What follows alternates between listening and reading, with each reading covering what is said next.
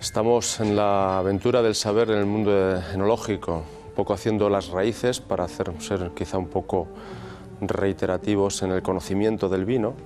y un poco para empezar a entender por qué motivo el vino realmente es tal como es. El vino depende de una agricultura que nació realmente con los seres humanos hace ya muchísimo tiempo, hace unos 10.000 años, como un poco estamos repitiendo. Y de algún modo nace en un área muy concreta, muy definida, lo que entendemos por civilización, adaptándose el ser humano a todos los cambios que iba haciendo tecnológicos y que iba asumiendo de suyo en ese avance. Por tanto, el vino al final es un producto de adaptación y de realce dependiente de una fruta, o sea, es un producto elaborado, de tal modo que lo que hace el ser humano es ya hacer una alta investigación sobre y una alta innovación sobre lo que está teniendo de sí. Y esto ocurre, pues, lo que se conoce en el fértil creciente o en el corazón de la cultura. El corazón de la cultura es un área muy concreta del planeta que pues está fundamentada entre el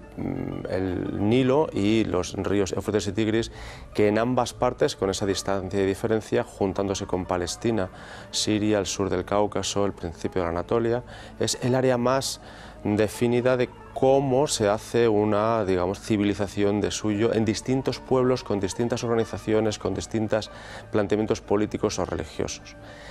Se sabe perfectamente que en la agricultura, pues el hombre fue adaptando, digamos, sus conocimientos a la realización porque fue viendo que había una serie de cambios climáticos, una serie de tiempos en el año, en los años, y que no era lo mismo recolectar que, pues ver crecer la hierba, que ver cómo se plantaba. Entonces, de algún modo, al ver que la planta de la Vitis vinifera en esa adaptación, en esa área en concreta, tenía, digamos, unas condiciones físicas, unas condiciones biológicas muy concretas, fue adaptándose hacia ella. Qué duda cabe que otras plantas, estaba el higo, estaba también el olivo, estaba también las higueras, los olivos, estaban también los naranjos, ¿no? Pero, de algún modo, estas son la planta de la vid. El hombre vio que tenía varias formas, que era la uva. En definitiva, cuando la estrujaba conseguía un líquido que era el mosto y después de una fermentación físico-química que aún todavía no controlaba, obtenía un producto que era el vino. Entonces, en definitiva, el vino junto con el pan, por ejemplo, y junto con, que depende de los cereales, es algo que el hombre en estas áreas ha ido haciendo. Con esa concreción va también el ser humano que nace en otras áreas del planeta, en Asia, en África o en Iberoamérica, por ejemplo, pues también va conociendo otra serie de productos muy generalistas de la época y que también se van, digamos, adaptando a sus medios cronológicamente y a sus espacios cronológicamente. En Iberoamérica el maíz,